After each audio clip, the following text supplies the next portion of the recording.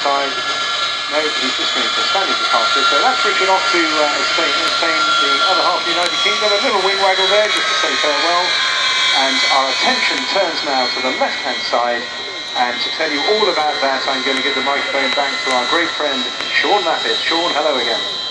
Thanks very much, George. Yes, Vulcan is lined up at the left-hand end of the runway, flown today for us by Martin Withers, the chief pilot of the Vulcan to the Skies Trust.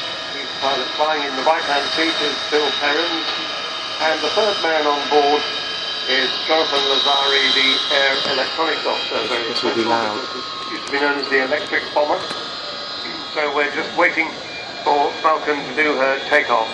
And with a bit of luck we shall hear famous Vulcan howl from the 4 Rolls-Royce Bristol Olympus engine. Vulcan probably represents the very best imaginative thinking out of the box that British aeronautical design engineering. He probably represents the very best of the French engineering. She's got on the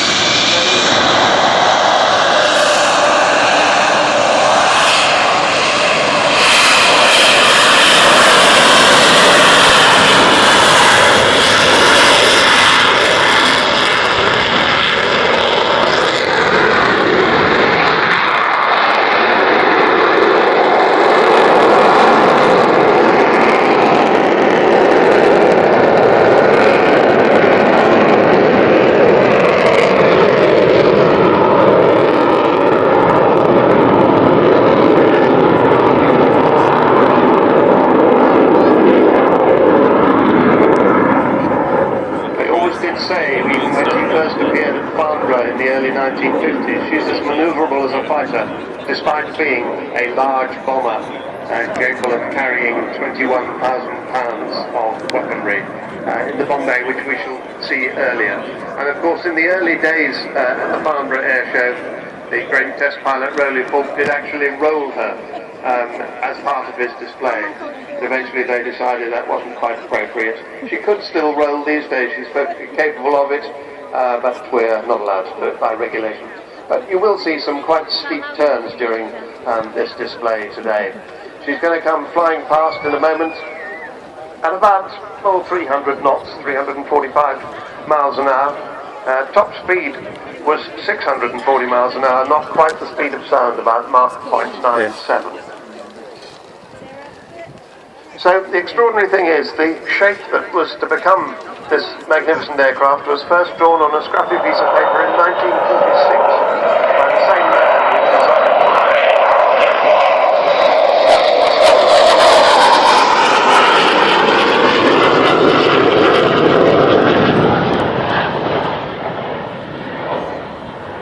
That's cool. Yeah, it's cool, it's loud, isn't it? If I was in that field, I could. And the really extraordinary thing is when you picture the Lancaster bomber, which is a sort of typical Second World War shape, that there is only 11 years between these two aircraft. Lancaster first flew in 1941 and Vulcan flew in 1952. But they look as if they come from different centuries, really. Roy Chadwick was the man who designed this. He died in 1947, sad to say, in a crash, so he never saw his brilliant design fly, and nor did he see it become the first successful operational delta-winged aircraft in the world. So the RAF got its first Vulcan in 1956. With its contemporary bombers, the Valiant and the Victor, it had been designed to carry the British nuclear deterrence during the Cold War. And indeed, this year, 2014, it's 25 years since the fall of the Berlin Wall and the collapse of European communist regime, which did eventually end the Cold War.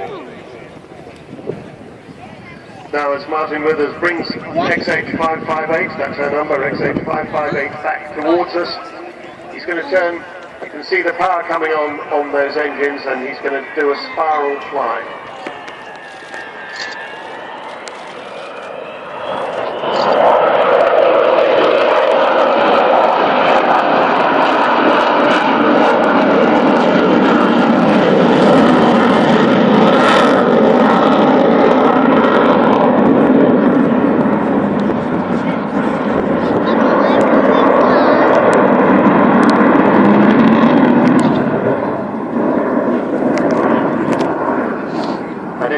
binoculars on the aircraft at the moment. You'll see the air brake sticking out at the top of the wing and beneath the wing as well. And the undercarriage is coming down. 18 wheels of the undercarriage. He isn't going to land just yet, though.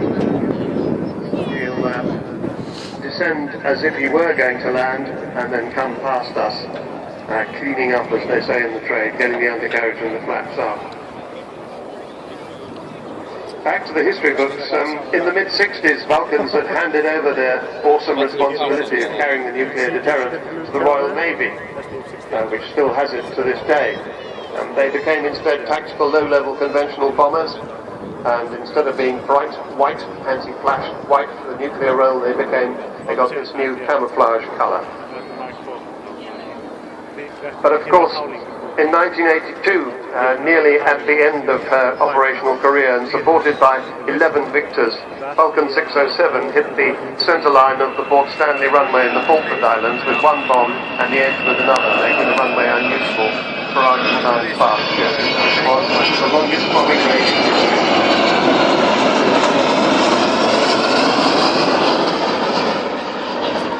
This is the climate.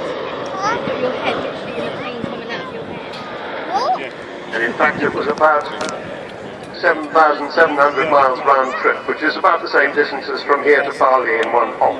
And it took no less than 18 air-to-air refuelings. And of course the man in charge was the man who's flying 558 today.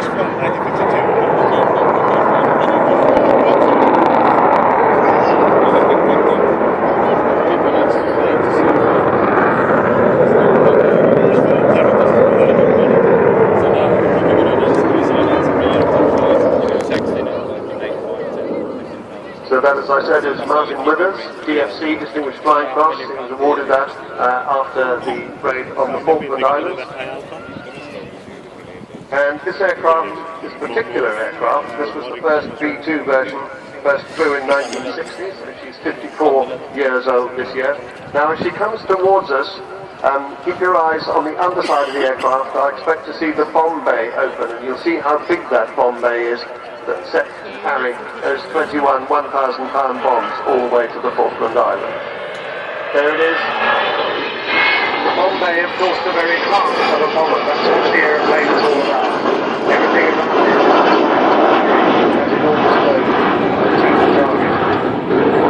In fact, in the bomb bay these days are the names of people who've contributed significantly to the 20 million pounds it's cost so far to get this aeroplane from her retirement from the Royal Air Force to the magnificent state she's in today. Because it may seem obvious, but she's not funded by the government, she doesn't belong to the Royal Air Force, and when the RAF retired her in 1993, she was destined for the scrap heap, or maybe a place in a museum.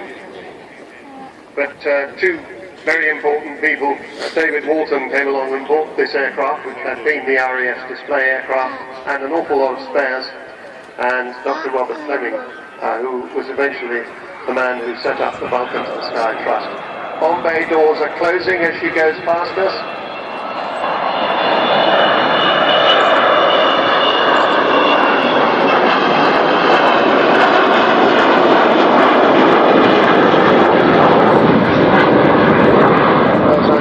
Cost £20 million, including £2.7 million in an unprecedented heritage lottery grant.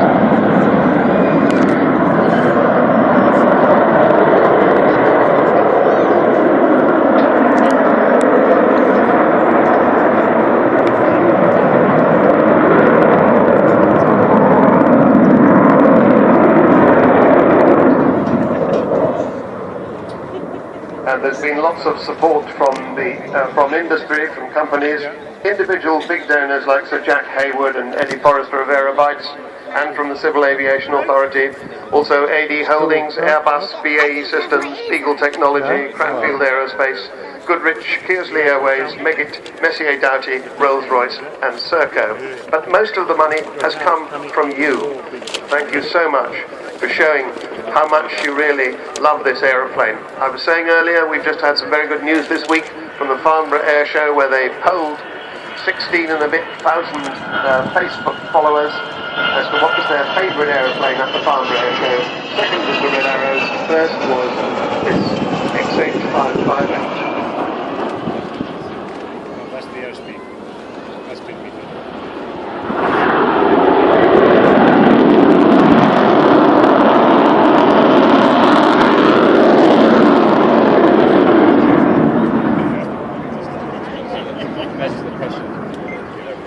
We did think at once, although interestingly, she's not quite as big as you might think. She's about the same size in length and wingspan as a small Airbus airliner, an A318.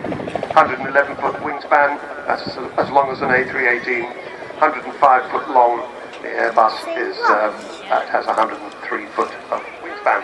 So, of course, she looks entirely different because she's not a cruciform shape like most aircraft are. She has that delta shape. And she was, of course, as I was saying, the first operational delta wing to fly.